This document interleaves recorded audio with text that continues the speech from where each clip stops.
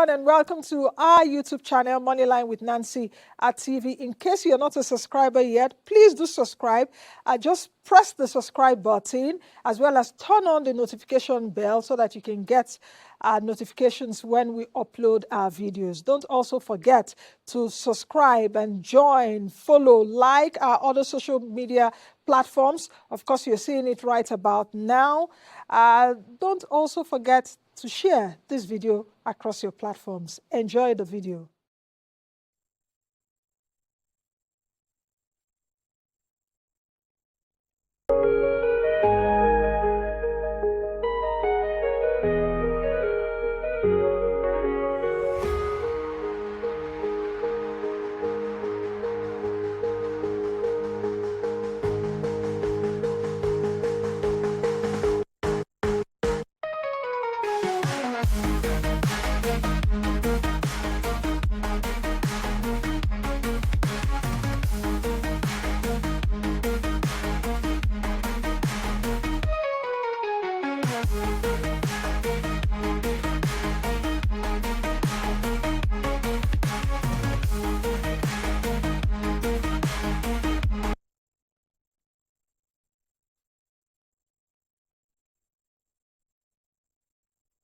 All right, to help us decode the implications of Nigeria's newly rebased GDP figures and what it means for the real economy, I'm being joined now by Dotun Seyingbo, a development economist, and he'll be walking us through the numbers behind the 372 trillion naira, I guess, naira GDP that the Statistician General did talk about earlier on. We would try to untangle the sectorial shift and discuss what this means for monetary, fiscal, and the real well-being for Nigerians. I can see that Dotun is joining me right now. Dotun, good morning, and thank you for joining us again. Good morning, Nancy. Thanks so much for having me. Now, let me start. Yes, let me start by asking. Let me start by asking you right now that how do you interpret the new GDP numbers in terms of perhaps economic resilience? Are we seeing genuine growth or just a statistical adjustments to the fact that Nigeria's economy is now number 4 on the continent? And of course, GDP rebasing is a statistical exercise. So are we really seeing genuine growth or statistical exercise from where we're coming from in 2014 of $510 billion? For me, when I saw the number, I was like, my mind falls small. You know, I wasn't too happy. And I can understand why also. Devaluation of the naira and all of that. But let me have your view. Yeah, thank you so much, Nancy. I think I strongly believe that this is a welcome development in the sense that it helps to really paint a truer picture of the economic realities as far as Nigeria is concerned. And if we see the numbers, we will also see that it kind of mirrors some of the experiences or journey that we've come through. For example, you would see a decline in growth rate in 2023, which of course reflects the implications or the effect of the macroeconomic policies in that year, particularly the naira devaluation and the other policies that affected Nigerians in 2023. And we saw that in 2024, growth, started to pick up, marginally. We also saw from the numbers that the growth rate for 2024, for example, was also revised, downward marginally, I think by 0.02 percentage points. So these are interesting patterns that also sort of mirrors the journey in the past years. And like you rightly mentioned, this is also an exercise that involved us now accommodating some other sectors where growth had happened and our numbers were not capturing those sectors initially. For example, we now have a rebased, GDP figure that then accommodates digital economy activities. Then you also have in the transport sector, we have about We have in the agricultural sector, for example, more surveys were used to capture the realities within the agricultural sector. So I would say by and large, this sort of mirrors our, our understanding of where we're coming from. Also in the sense of the pattern, the structure of our economy also, as we see that services is maintaining, its contribution as the largest contributor to GDP in our country. We have about 55%, and then we see agriculture now, increasing, which is worrisome. If we are looking forward to um, what economic theory tells us about how economies grow, you would expect that agriculture declines and industry increases, and then over time, services take over. But what we are also seeing from these numbers is that our economic structure or our economic transformation journey seems to be not following the usual pattern, which actually should provoke some thoughts and Exactly. some questions. Because ideally, you would expect that agriculture, and if you see our numbers back, if you take it back to 1960, agriculture used to contribute 60% plus, and then over time it came down. You then expect that while agriculture is coming down, industry is taking over. And then when industry takes over, services then take over. But we had a very unusual story in our pattern, of Yeah. course, with the oil boom, which then caused industry to, suddenly, overstate, or I would say give us a false sense of Sense of, yes. industrialization. Yeah. So, We so thought yeah, go ahead. So, Doctor, what does this really say for the direction of the economy? Because for me, like I mentioned earlier on, when I looked through those numbers, I wasn't too happy, for a country that was number one. Even when we were number one, being number one did not make that we were better. But for me, it's Mm, even more dissatisfying that we're now even number four ahead of South Africa, Algeria, Egypt. But mm, even more distasteful is the sectors, the way our economy is shaping out, the structure of our mm, economy. Services, of course, services, we know we are not saying the services is not good, but the agricultural sector, the manufacturing sector, the industrial sector mm, isn't, that much. Then there's the chunk of the informal sector, which also is mm. troubling in the sense that a lot of the things happening in the informal economy still Mm. needs to be formalized. So Yes. yeah, so what does it really say about the way our economy is going? And should it be a cause for concern, especially for policymakers in terms of perhaps more accurate fiscal planning? Mm. I want to see a President Tinubu now taking these GDP rebasing figures and his budget minister saying, okay, these are where we have problem. What do we do in terms of fiscal planning? What do we do in terms of industrial policy? What do we do in terms of investment strategy moving forward? That is what any right-thinking, sane government should do.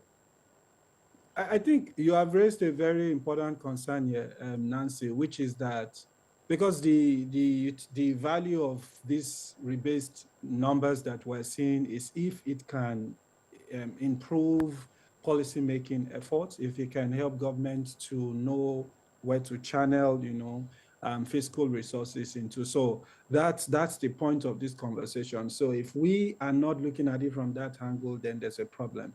And to the question that you asked, I believe we should, there are some cause for concerns here in terms of how our economy is shaping out, just like you rightly mentioned.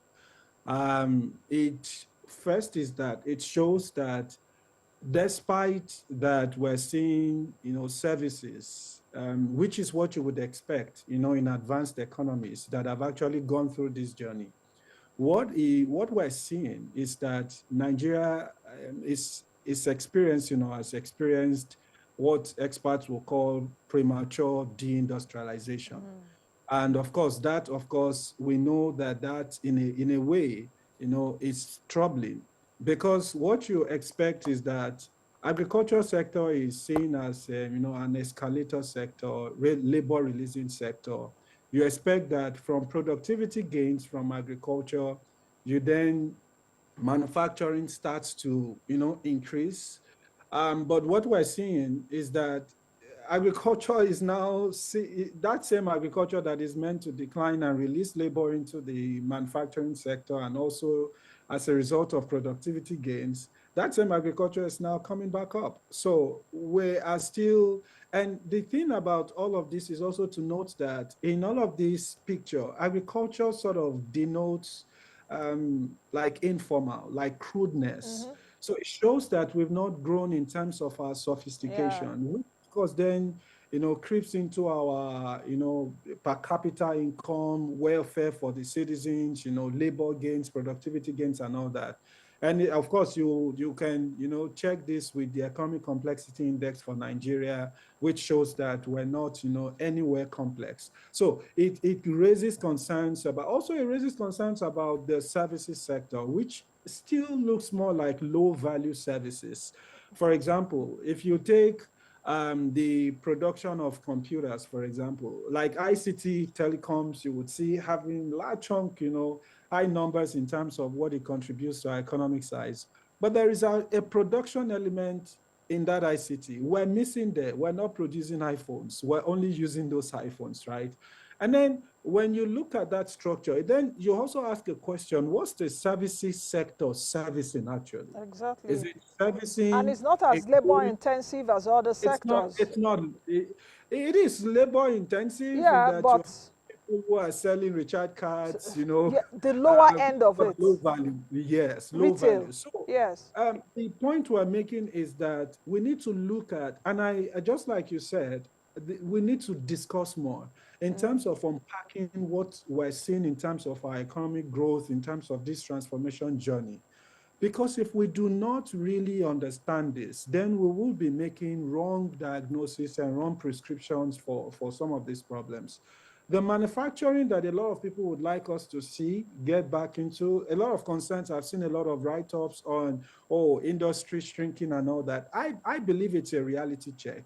It helps us to know that we got something wrong somewhere Somewhere.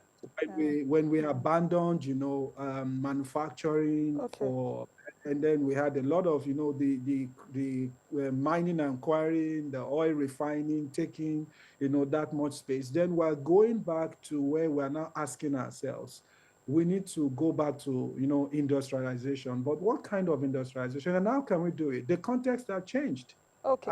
Manufacturing now is not seen as labor intensive as it used to To many be years.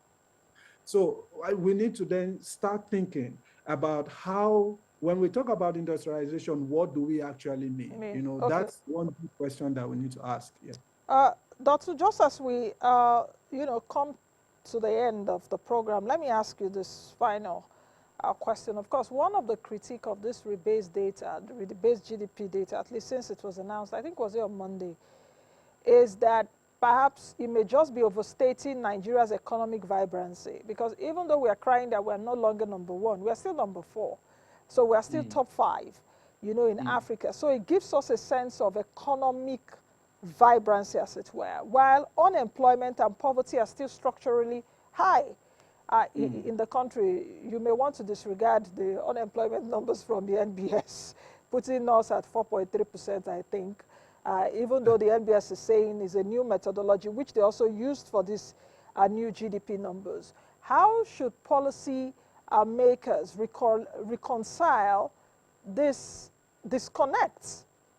Number four in Africa, yet you have 133 million multidimensionally poor people, and a large number of us are unemployed or even underemployed. Yeah, I think I believe we've discussed this, which is that our economic transformation journey has not been such that it's inclusive. For example, we were at a time where we had the oil boom, and we of course know what that sector is not as labor intensive as you would get in the manufacturing industry, right? So we missed a critical part of our history where we relied solely on oil, and we did not use proceeds from oil to grow other industries. So that's going to be one area which of course, and then that translates into you have a sector that was growing, but Nigerians were not employed in that sector. It's not attracting our low educated workforce, right? So that's something that we missed, and that would be things that we need to work out. We need to really review, look at this journey, and then look at the services sector particularly. How can we create jobs in high value services? How can we rethink our industrialization strategies? Not just about manufacturing the way we know it to be. Like I said, these things have changed, and we need to, such that all of these can then translate into increased productivity. We can have productivity gains. And how can we also move from informal, in fact, what we experience, what we can categorize, where we are now is informalized manufacturing, where even activities happening in the manufacturing sector are largely in the informal sector. And we know what happens in the informal sector. For example, labor laws are not upheld in those sectors. You have industries or firms still paying below, minimum, and all of those will not, translate in increased welfare and standard of living for an average Nigerian. So we must go back to really analyzing this journey, know where we miss it, and find ways to then, address some of those issues. So that, I would say, is very, very critical. If these numbers would translate into, wealth, increased welfare, increased standard of living, increased productivity gains, for the average Nigerian. And another thing that, finally, just to make this Yeah, very point, is quickly. Yes. we must understand that this is not an era where manufacturing is seen as a sector where you can achieve great significant growth without putting in place necessary systems Okay. like good governance, like infrastructure, all those things. They are very important if we are going to get back our industries and reverse this story of premature Okay. deindustrialization. That would be very key. So that's perhaps something I would still interrogate later. Premature deindustrialization. So you've given me a food for thought this morning. Thank you very much, Dotun, for Thank your time with us this morning. Thank you. thank you so I'm sure much. we'll see later, because we have a webinar coming up still on this rebased GDP. Yeah, so we'll see later with some high-level economists later in the day. So I'll see you later, friend. Take care. Bye. All right, and Bye. that's it on today's edition of the program. Thank you for your company as always. Be the best you can be the change that you want to see from me and my team. I am Nancy Nnaji. Bye for now. Thank you for making it up to this minute watching the video. Thank you all. Don't forget to subscribe to our YouTube channel, Moneyline with Nancy TV. Like, follow all our other social media platforms, where we keep you up to speed with fantastic interviews, as well as markets, personal finance, business, and economy information. This is the best place to be. I'll see you all again in the next video.